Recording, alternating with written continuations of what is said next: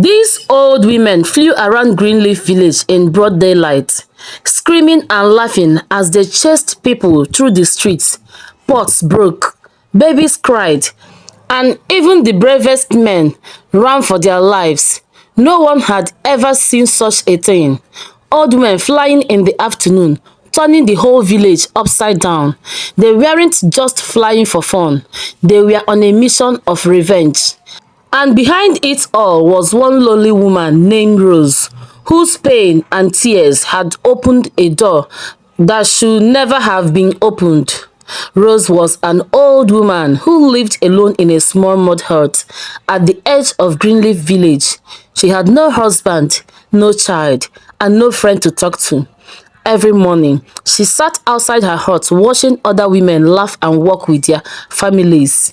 Tears often filled her eyes as she whispered, "If only I had someone to love me too." When Rose was young, she was very quiet and obedient. Her mother always told her that a decent woman must cover her beauty, so she wore long clothes and never joined other girls in dancing or smiling at men. She believed that by being good, a man would find her, but no one ever did. Now old and wrinkled, Rose regretted her past. Whenever she saw young ladies in bright dresses laughing at the market, she hid behind trees to watch them. One afternoon, they caught her peeping and shouted, "Look at her, the old witch is spying on us again." They laughed and mocked her until she ran home crying. From that day, everyone in the village began calling her a witch. One evening, she went to a women's meeting, hoping to feel welcome. But instead, they insulted her again. "You have no husband, no child, and no life. Go home, old witch." Their words broke her completely.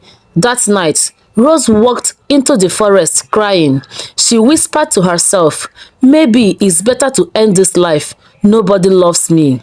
As she looked for a tree to hang herself, she heard strange voices calling her name from the shadows. Three old women appeared. Their eyes glowed faintly in the moonlight. One said softly, "Don't end your life, Rose. We know your pain. Join us and we will make them feel it." Rose trembled. "But I am not a witch." The oldest woman smiled. "They already called you one. Let their words come true." She handed Rose a small cup of water and said, "Drink this and your tears will turn into strength." Rose hesitated but drank it. Suddenly, a cold wind blew through the trees. The women laughed and rose into the air, their wrappers flapping like wings. Rose screamed as her feet lifted off the ground. "You are now one of us," they said. The flying mothers of the forest. That night, Greenleaf Village woke up to a sound they had never heard before. Laughter and screams echoing from the sky. And among the flying shadows, above was Rose. The woman they once mocked, now the one they feared. The next afternoon, the sun was hot and bright over Greenleaf Village, but the air suddenly grew heavy and strange. People stopped what they were doing and looked up, and what they saw made their hearts jump out of their chests. Old women were flying in the sky. Their wrappers flapped like wings, and their eyes shone bright red. Their laughter echoed through the village like thunder.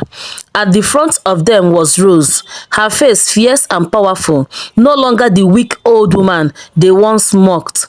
The villagers ran in panic. Children screamed, men shouted and hid under trees. Women threw away their baskets and fled. "Jesus, what is that?" "Old women are flying. God help us." The flying women circled the village, screaming and laughing. The same women who once called Rose names were now running and crying for their lives. One of them, Clara, fell in the dust, shouting, "Rose, please don't kill me. Forgive me. I didn't mean what I said." But Rose only stared at her with tears in her eyes. "You mocked my pain," she said softly, "and now my pain is chasing you." The woman screamed and ran faster. The men tried to fight back. The village hunter, Jonas, took his bow and arrow and shot at them, but before the arrow could reach, it turned into smoke and disappeared. Jonas dropped his bell and ran. The flying women laughed louder. Their voices filled the sky. They chased everyone round and round the village square until the air became dusty and dark.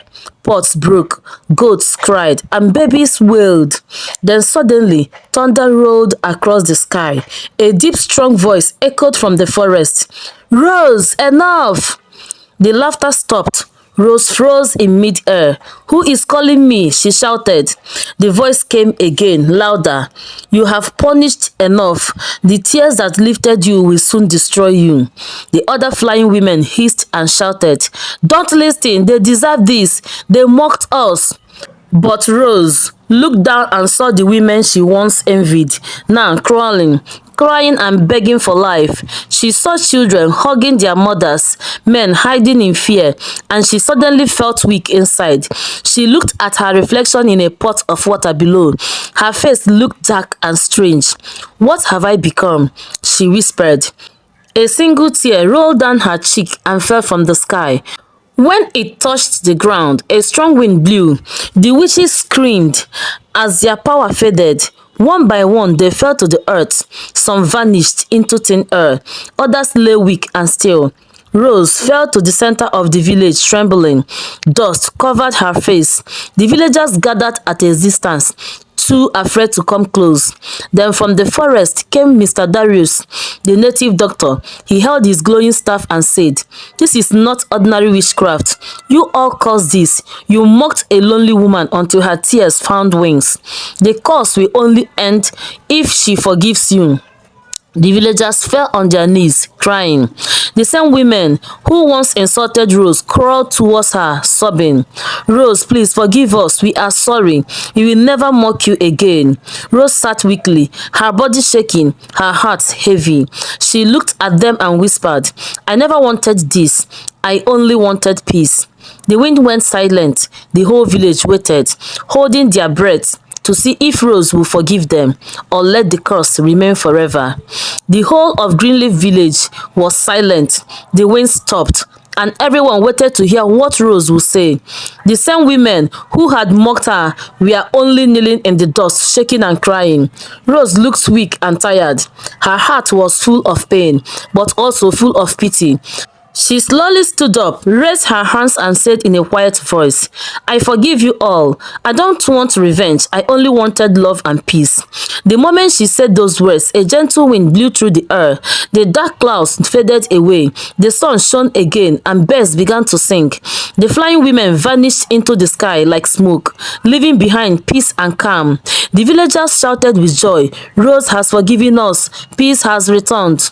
The native doctor, Mr. Darius, lifted his staff and said, "Let this day be remembered that forgiveness is stronger than any power of darkness." From that day, Rose was never insulted again.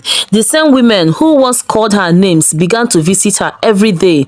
They brought her food, fetched her water, and called her Mama Rose, the kind woman who turned pain into peace. Children came to her hut to hear her stories, and men respected her wisdom. Rose finally found what she had been missing all her life: love, respect, and peace of mind. The story of the old flying women that terrorized the village spread far and wide. People learned that mocking others can destroy hearts, and forgiveness can heal even the deepest wound. Moral lessons: never laugh at someone's pain. Every tear has power. Loneliness can turn into danger when filled with hate. Forgiveness is the strongest weapon in the world. The mouth that mocks today may beg tomorrow. Always choose kindness. It brings peace to the heart. Dear beloved viewers, thank you so much for watching this story. If it touched your heart, please subscribe to my channel and stick with me for more emotional, dramatic, and powerful stories with deep life lessons. Don't just watch. Click the subscribe button, turn on the notification bell, and stay with me as I bring more African tales that teach, inspire, and touch the soul. Your likes, comments, and shares help this channel grow stronger every day. Let's keep this storytelling family alive together. May your heart never carry bitterness, and may peace always live in your home. God bless you richly. See you in the next story.